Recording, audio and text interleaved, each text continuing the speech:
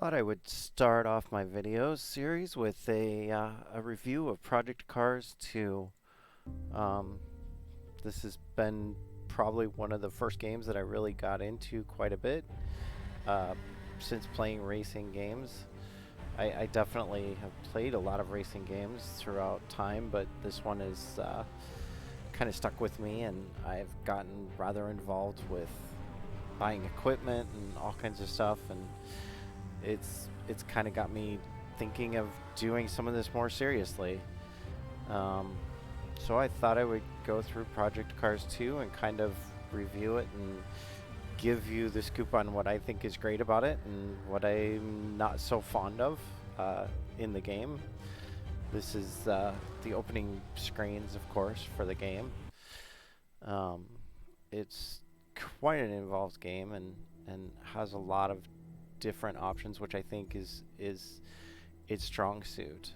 Um, with most of these games, you get a few things usually that they do really well, and you get not so many other things that they don't do very well. With Project Cars, you get just a huge amount of tracks, a huge amount of cars, a lot of customization, a lot of options, and I think that's what makes it great. If you want to play triple screens, it's got it. If you want to play virtual reality, it has it. Um, if you want to play only open wheel cars, they've got open wheel cars. They've got old vintage cars. Um, you're looking at 180 cars and 160 tracks or something like that. So it pretty much has everything you would want in a racing game. Um, Other than that, uh, there's rally tracks, there's snow tracks. They actually include a lot of um, different weather, so that you can go through this and you can set up as many different weather slots as you want, which, well, four. But you can set it up so it rains, it snows, uh, which I'm not a huge fan of rain, to be honest, or snow, or any of that. If I'm going to be on a track, I don't necessarily like trying to slide around a track in snow or rain. Um, the opponents, you can set up, up to 31. You can set the skill up. You can set their aggression. Um, there's just a lot of different things that you can do in this game. Um, the downsides to this game, though, are kind of the same with any driving game. The AI is just not there in any of these games. I don't feel like they're right. They do a lot of things that are it's obviously scripted, and they don't necessarily notice you there. And I'm going to jump in just so I can kind of show some of this. Um, but they seem to like be stuck on a line, and I think that's the same with almost any game. They're just stuck on a line. They don't really notice you there or not there, and they kind of run all over the top of you at times, which I don't think makes a game fun. So I'm just going to jump in and kind of show some of that. I have the AI turned down, of course, so that I can play with them and show some of this stuff.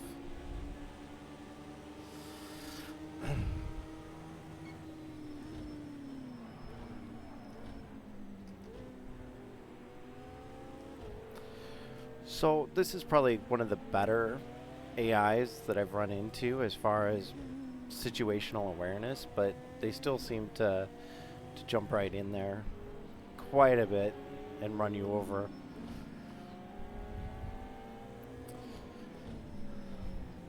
Oh, jeez. The other thing that I'm not completely fond of is the penalty system. If you run off the track even just a little bit and you're beside one of these cars, they'll want you to jump behind them right away, which is really kind of odd, because if you're avoiding an accident or something happens to you, where you've got to go around them, you know, that's different than like if you're ramming into them, which I think is really weird because you can ram right into these cars and you can knock them off the track, and you will occur no damage penalty whatsoever for that, or no sort of penalties. But if I go to the inside, like if I come over here, all of a sudden it wants me to go off. Now if that car was in my way and I had to go off the track, now I've got to wait for him to come back around me. And depending on where you have those cars set, sometimes that can mean, you know, you're stopping and you're waiting for them to come around you because you don't have them set up aggressive enough to come around you. So they really need to work on these penalty systems, I think. The other thing is on some of these tracks, like Le Mans, you can actually be on the track and you can incur penalty times, which I think is really odd, for just driving in a spot that they don't necessarily want you at, but it's not really clear why it's a penalty. Right now I'm driving a BAC Mono, which is kind of the fun car of the moment for me. I've really liked it's got a lot of lift off oversteer, which again, this is some of that stuff that I like about this game, is that, you know, I can slide a car around like this and I can recover it. Most games, when you start sliding, they have this like, oh, you're sliding, you're there's no recovering from them. And I've really enjoyed this game because you can really feel, you know, the difference between oversteer and understeer, and you can initialize it and you can keep it on the track. Whereas, you know, some of the older games like Forza, you just can't. You start sliding and then there's no recovery from it. So I've enjoyed that about this game, and I've enjoyed the different feel of the different cars. They have, like I said, some vintage cars that you can feel the wheel, you can feel the cogs in the wheel, and it's really kind of fun to feel that and realize, hey, I'm feeling this because, you know, this is an old car that's got a weird setup to it, that's not as direct drive like newer cars are. So that's kind of a cool feeling that you can feel that in the wheel. The other thing I like is obviously the graphics are amazing in this game. There's not very many driving games that I feel like they don't really focus much on graphics. If you go into like the R Factor 2s or the Assetto Corsa, yeah, they're kind of they're beautiful games to a degree, but they're not to this level. I mean, this game, when you're driving, you can see the tires, like the dust coming off, or the tire coming off the, you know, from the track. You've got the weather system, which sometimes is weird. Sometimes you'll see clouds flying over your head in a weird sort of way in virtual reality, where they're flying across the sky in a way that you're like, no cloud would ever do that normally. But it is kind of neat. And again, you can see all the signs. You can see your tire tracks sometimes from your previous run where you've gone off, or just different things like that that are pretty cool to see. I'm actually not the best at this track. This is kind of a difficult track because it's got so many turns that are all over the place. Like, it's harder to find your apex for some of them. The other thing I've really liked about this game, of course, is the force feedback. It's so customizable. You can go into INI files. You can download a whole bunch of settings from Jack Spade, and those Jack Spade files are kind of, they're good. They're a good starting point. I haven't really gone into them individually too much and changed too much of what the default settings are. So I found it was pretty drivable. There you go. There's catching. I just got a little too eager and got on the curb, which some people really hate the curbs on this, and sometimes I hate them because they do feel like, oh my gosh, I hit a curb and I'm instantly sliding, but it's not like it's not recoverable. And again, I am driving a car that you get off the gas in the corner, and this is going to come around in the back, which is why it's a fun car.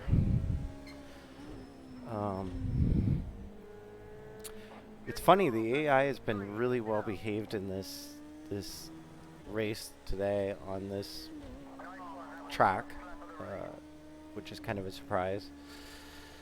Sometimes, like I said, they do ram into you, but I feel like that's just because we have scripted AI, and they don't necessarily think, oh, you're there, and so they tend to go, oh, this is where my line is, I've got to be on this line. And even if you've got, you know, all the way halfway up on the car, sometimes they just go right into your lane. But like I said, it's not as bad as other games. Either way, this is a really fun game. If you're serious, if you're not serious, it kind of has enough for any level really to dive in. They've got multiplayer in it that has kind of a ranking system, and again, that's kind of a letdown because it'd be nice if they just ranked you with people and you got to go in. It's kind of a free-for-all to get in there, but they are strict about crashing, and you don't really want to screw up your ranking. So people are generally pretty good in those lobbies. They're not the best, but at least you know they're not trying to run you over.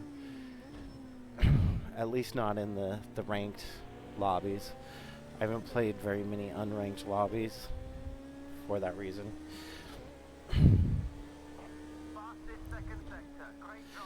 Either way, I'm kind of lost on what else to say about the game as far as just an opening. This is why I like it. It's just a fun game all around. I think it's got great feel. The road feel is there. Some people think it's fake. I don't think it's that bad. I've learned how to toe heel because of this game, and actually drove a Formula Ford in real life, and was able to toe heel shift with the Formula Ford in real life, which I'd never done before this game. I've never tried toe heel shifting, never tried it in a real car, never tried it in a simulator, and actually I've learned how to toe heel shift and apply that into the real world. The real world driving felt somewhat similar. Obviously it's quite a bit different because you're dealing with real G-forces, and there's a lot more forces that come through the wheel.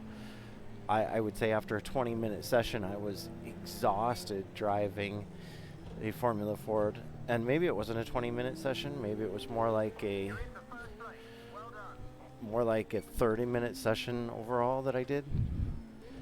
What's funny is I was talking about how cars bump you, and just back there on that corner you could see how that white car bumped right into me. He knew I was there, but he bumped right into me anyways, which is kind of what I've been talking about.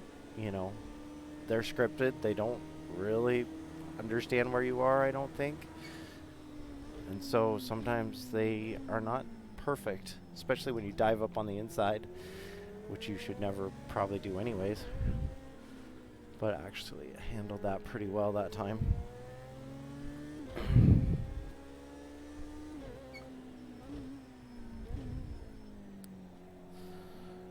It's kind of fun just to play and chat away.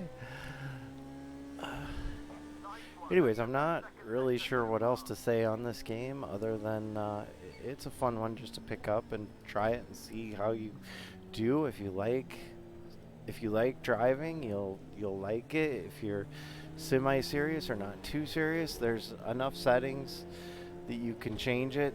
Either way, you don't have to drive 100% simulator accurate. You can make it as easy as you want or as hard as you want. I've always gone with actual controls, so everything is set to If the car has traction control, then use it. If it has stability control in real life, use it. So it's just all set to authentic on mine, which I think is a decent setting. Some of these cars you definitely cannot drive without something on. I don't really play with those settings that much though. The one thing I can say that is surprising of all of these games is how much of a headache it is to set them up. It doesn't matter what game it is for sim driving. If you've got triple screens, if you have virtual reality, if you've got any sort of wheel with feedback, you're going to be sitting there tweaking it forever. I think when I first got this set up, I was blown away by the fact that it didn't even come with a quick start guide at the time. Fanatec wasn't giving out quick start guides at the moment because I got one of the early, I wasn't paying attention.